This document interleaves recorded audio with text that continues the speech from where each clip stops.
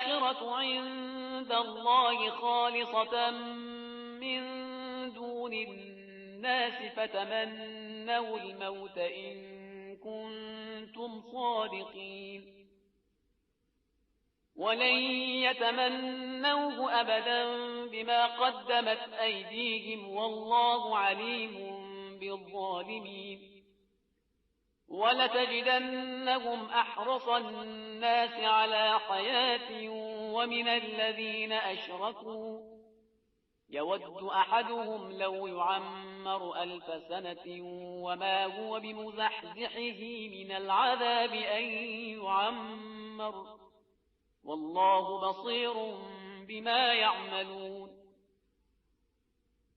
قل من كان عدوا لجبريل فإنه نزله على قلبك بإذن الله مصدقا لما بين يديه وهدى وبشرى للمؤمنين من كان عدوا لله وملائكته ورسله وجبريل وميكال فإن الله عدو للكافرين ولقد أنزلنا إليك آيات بينات وما يكفر بها إلا الفاسقون أوكلما عاهدوا عهدا نبذه فريق منهم بل أكثرهم لا يؤمنون ولما جاءهم رسول من عند الله مصدق لما معهم نبذ فريق من الذين أوتوا الكتاب كتاب الله وراء ظهورهم كأنهم لا يعلمون واتبعوا ما تتلو الشياطين. اعوذ باللہ من الشیطان اللعین الرجیم. بسم اللہ الرحمن الرحیم. الحمد للہ رب العالمین والصلاة والسلام علی اشرف الانبیاء والمرسلین واہل بیتہ الطیبین الطاہرین المعصومین. اما بعد. سورہ مبارکہ بقرہ آیت نمبر 94 سے آیت نمبر 101 94 to 101. اس صفحے پر بھی پروردگار عالم نے آغاز میں بنی اسرائیل اور یہودیوں کی امانی جس کو تعبیر کیا گیا تھا، یعنی بلند و بالا توقعات جن کی کوئی بنیاد نہ ہو، جس کی کوئی بیس نہ ہو، ان میں سے ایک کا تذکرہ کیا، اور وہ یہ تھی کہ آخرت کا گھر ہمارے لیے ہی خالصتاً ہے، یعنی جنت ہمارے لیے ہی مخصوص ہے. پروردگار عالم نے ابتدا میں یہ ارشاد فرمایا کہ حبیب ان سے کہہ دیجئے کہ اگر آخرت کا گھر اللہ کے نزدیک خالصتاً انہی کے لیے ہے دوسروں کو چھوڑ کر، تو پھر موت کی تمنا کرو اگر تم سچے ہو. یعنی اگر کسی کو ایسا یقین ہے تو ظاہر ہے کہ پھر اس کی تو کیفیت یہ ہونی چاہیے کہ وہ موت کا آرزومند ہونا چاہیے.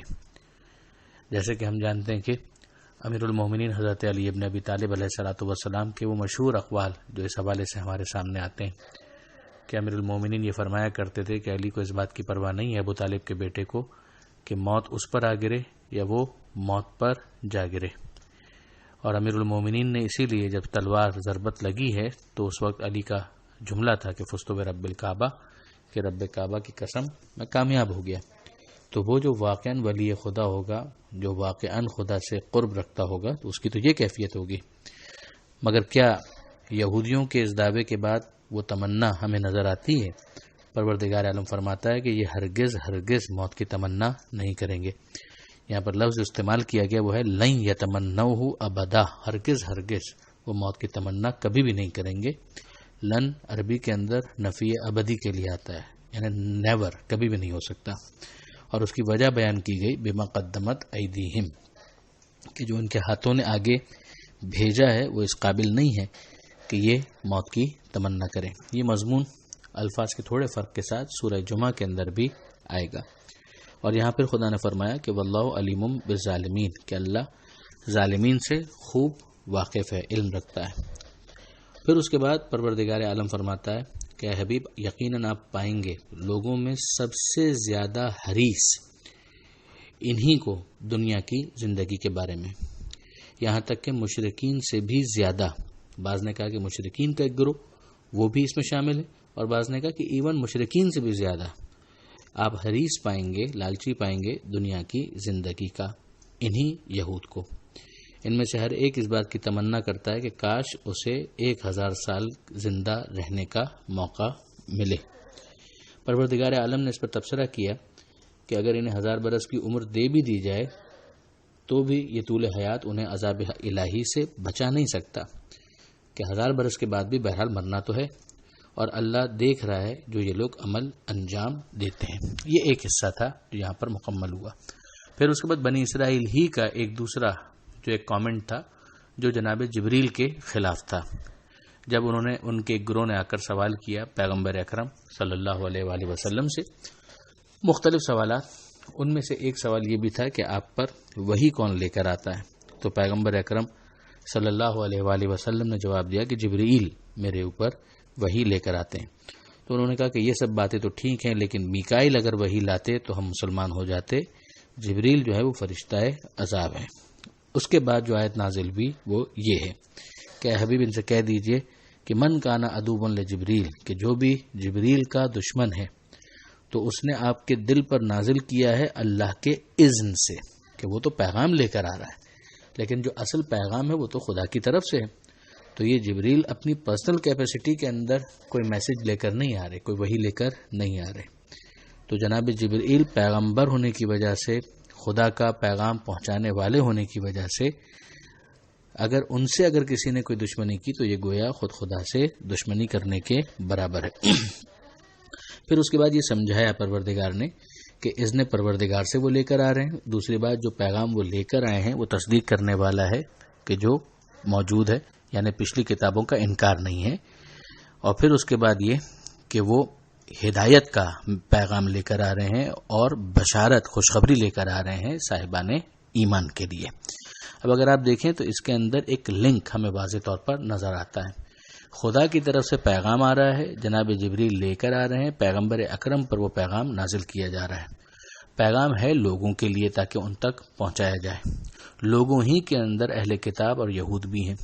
یہود اور اہل کتاب کے لیے اس لنک کو اسٹیبلش کرنے کے لیے کہ وہ توریت کے اندر لکھی ہوئی باتوں کو دیکھیں اور ان نشانیوں کے ذریعے سے اس رسول کو پہچان لیں۔ تصدیق کرنے والا ہے یہ کلام، یہ وحی، یہ قرآن توریت کی، کہ اصل میں یہ خدا کی طرف سے نازل ہوئی تھی۔ تحریف کا قرآن ذمہ دار نہیں ہے، مگر تحریف کے باوجود جیسا کہ بارہا بیان کیا گیا، اتنی نشانیاں اب بھی موجود کہ اس کے ذریعے سے اس آخری رسول کو پہچانا جا سکے۔ تو وہ لنک اسٹیبلش ہو گیا۔ پھر اس کے بعد اگر اب یہ ہدایت چاہتے ہیں تو اس رسول تک آ گئے تو اب اس پر ایمان لے آئیں اور اس کی باتوں کو سنیں اور عمل کریں تاکہ ہدایت انہیں مل جائے، اور ایز اے ریزلٹ پھر بشارت کے بھی مستحق بن جائیں گے، چونکہ اب یہ مومنین کی کیٹیگری کے اندر شامل ہو گئے۔ پھر پروردگار عالم نے اسی بات کو، جو دشمنی کی بات تھی، اس کو مزید سمجھایا کہ جو کوئی بھی دشمن ہے اللہ کا، ایک، نمبر 2 ملائکہ کا دشمن ہے، نمبر 3 اس کے رسولوں کا دشمن ہے، نمبر 4 اور نمبر 5 جبریل اور میکائیل کا دشمن ہے۔ یہ ملائکہ میں پہلے سے شامل ہے، مگر کانٹیکسچول جو اہمیت اس وقت ہے اس کی وجہ سے ان دونوں کا تذکرہ بھی کر دیا گیا، جبریل کا تو خاص وجہ سے اور جناب میکائیل کا بھی ان کی اہمیت کی وجہ سے۔ تو یقیناً اللہ دشمن ہے کافروں کا، یعنی ان کی دشمنی بھی کفر کے مترادف ہے۔ پھر اس کے بعد پروردگار عالم فرماتا ہے، اور یہ بھی ایک بہت اہم آیت ہے، کہ یقیناً ہم نے آپ پر نازل کیا ہے آیات بینات کو، روشن آیتوں کو جو بالکل واضح ہیں۔ وما یکفر بہا الا الفاسقون، اور اس کا انکار نہیں کرتے، کفر نہیں کرتے مگر وہ کہ جو فاسق ہیں۔ یہ آیت بھی ہمارے ان ساتھیوں کو بہت توجہ کے ساتھ پڑھنی چاہیے کہ جو بار بار قرآن مجید سے پلورلزم کے حوالے سے اپنے لیے تائید ڈھونڈا کرتے ہیں، کہ پروردگار عالم یہاں پر واضح طور پر رسول اللہ پر جو چیزیں نازل ہوئی ہیں ان کا انکار کرنے والوں کو فاسق سے تعبیر کر رہا ہے۔ جو انکار ہے اس کو کفر سے تعبیر کیا گیا ہے، اور نتیجتاً اس شخص کو کہ جو انکار کرنے والا ہے اس کو فاسق کہا گیا ہے۔ ہم پہلے ہی سورہ بقرہ کے اندر پڑھ چکے ہیں کہ خدا کی طرف سے ہدایت نہیں ملتی فاسقوں کو، خود پھر ان کے لیے گمراہی ہے۔ وما یضل بہ الا الفاسقین، کہ خدا فاسقین کو گمراہ قرار دیتا ہے، ان کے اوپر گمراہی کا عنوان قرار دیتا ہے۔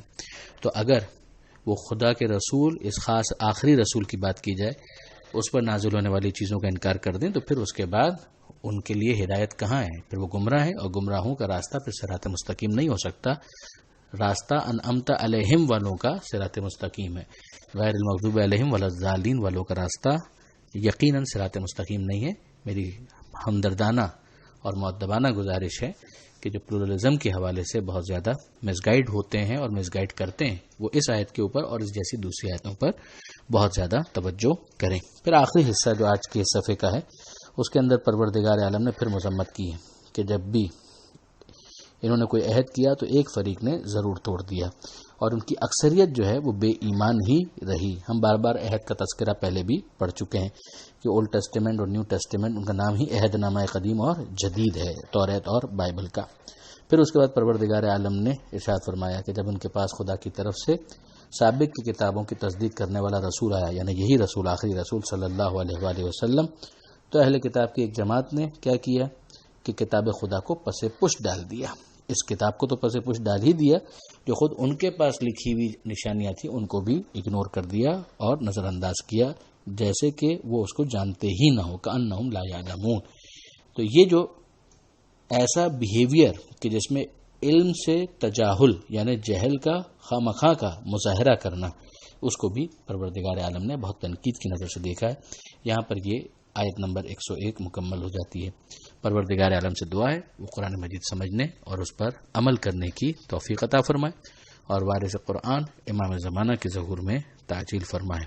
وآخر دعوانا ان الحمدللہ رب العالمین، والسلام علیکم ورحمۃ اللہ وبرکاتہ۔